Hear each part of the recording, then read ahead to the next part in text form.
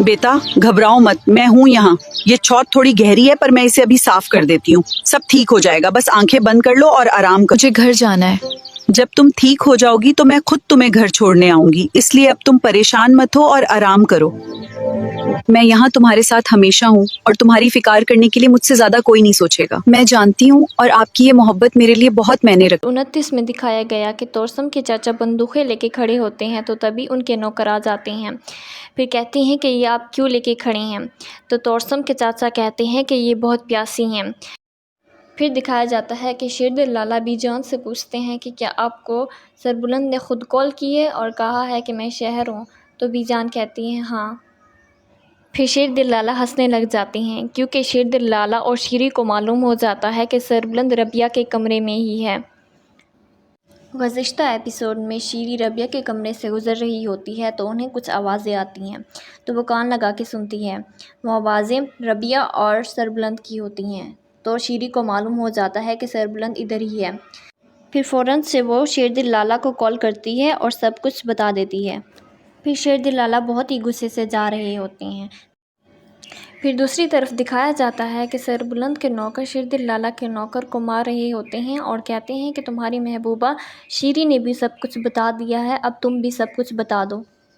गुज़िश्ता episode में दिखाया गया कि बीजान शीरी को भेजती है कि जाओ और ज़रमाला को लेकर आओ। फिर शीरी ज़रमाला के पास जाती है और उससे कहती है कि अब तुम्हें बुलाने के लिए भी एक और नौकर रखना पड़ेगा, तो ज़रमाला खामोश हो जाती है। फिर ज़रमाला बीजान के पास चली जाती है। फिर गुलज़मान काम कर रहा होता है तो तभी सरबुलंद की कॉल आ जाती है और सरबुलंद गुलज़मान से कहता है कि क्या बात हो सकती है, तो गुलज़मान कहता है जी जी। फिर गुलज़मान सरबुलंद से उसकी तबीयत का पूछता है। फिर सरबुलंद गुलज़मान से कहते हैं कि हुजरे की क्या रिपोर्ट है, तो गुलज़मान कहता है कि सब कुछ मामूल के मुताबिक ही चल रहा है। फिर सरबुलंद गुलज़मान से पूछता है कि क्या किसी और ने मेरा पूछा था। फिर गुलज़मान कहता है कि हाँ, सुबह शेरदिल लाला आए थे और वो बहुत परेशान थे और वो आपका पूछ रहे थे और कह रहे थे कि ऐसे बिना बताए तो सरबुलंद कहीं नहीं जाता, तो मैंने बताया कि सरबुलंद शहर गए हुए हैं किसी इम्पोर्टेंट मीटिंग से और कुछ दिनों बाद आएंगे। दूसरी तरफ दिखाया जाता है कि तोरसम महर के पास आता है और कहता है कि चाचा जी कहाँ पर हैं, तो महर को पता लग जाता है कि ये दरिया चंद के घर से आ रहा है। तो महर तोरसम से कहती है कि पहले खाना खा लो, मुझे तुम गुस्से में लग रहे हो। फिर तोरसम महर से कहने लग जाता है कि आखिर चाचा जी ने ऐसा क्यों किया, वो तो हमारे इतना वफ़ादार आदमी था, मेरे एक इशारे पर ही उसने शेरदिल का कत्ल किया। फिर महर तोरसम से कहती है कि ये जो तुम्हें बात बात पर गुस्सा आता है ना, तुम्हें इसी बात पर कंट्रोल करना होगा, इसी गुस्से पर कंट्रोल करना होगा। फिर महर कहती है कि चाचा जी एक निहायत चालाक और मक्कार आदमी है, अगर तुम सच्चाई जानना चाहते हो तो जैसा मैं कहती हूँ तुम्हें वैसा करना पड़ेगा।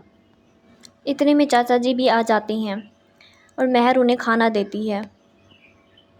फिर महर उनसे कहती है कि ये सब पकवान मैंने आपके लिए बनाया है।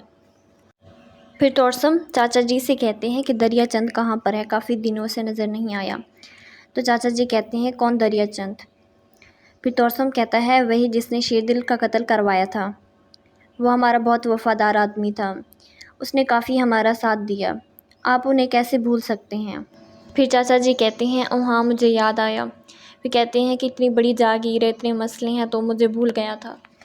फिर तोरसम हंसने लग जाता है और कहता है कि हाँ, आप सही कह रहे हैं।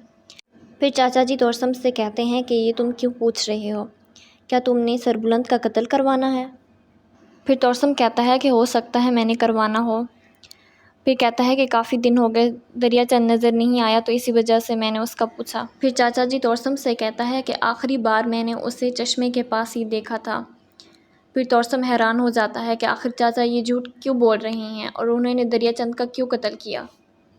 फिर महर तोरसम से कहती है कि ये मछली लो और आराम से खाना, ये बहुत गर्म है। आखिर में महर का मतलब होता है कि ठंडे दिल से और ठंडे दिमाग से काम लो। फिर महर चाचा जी को मछली उठाकर देती है और कहती है कि ये स्पेशल मैंने आपके लिए बनाई है, ये लें, ये खाएं। दूसरी तरफ दिखाया जाता है कि सरबुलंद हिसाब लगा रहे होते हैं कि इतनी परफेक्ट टाइमिंग आखिर किसे पता होगी कि मैं किस टाइम कहाँ से गुजरूँगा। फिर सरबुलंद को रबिया का ख्याल आ जाता है, जहाँ वो कह रही होती है कि बाकी तो किसी ने नहीं पूछा आपका, लेकिन शेरदिल लाला बहुत परेशान थे और आपका पूछ रहे थे। پھر سربلند کو اپنا نوکر گلزمان یاد آ جاتا ہے، جہاں وہ کہہ رہا ہوتا ہے کہ باقی تو کسی نے نہیں پوچھا لیکن شیردل لالا آپ کا پوچھ رہے تھے۔ پھر سربلند کہتا ہے کہ میں یہ کیا سوچ رہا ہوں، میں یہ اپنے بھائی کے بارے میں ہی سوچ رہا ہوں۔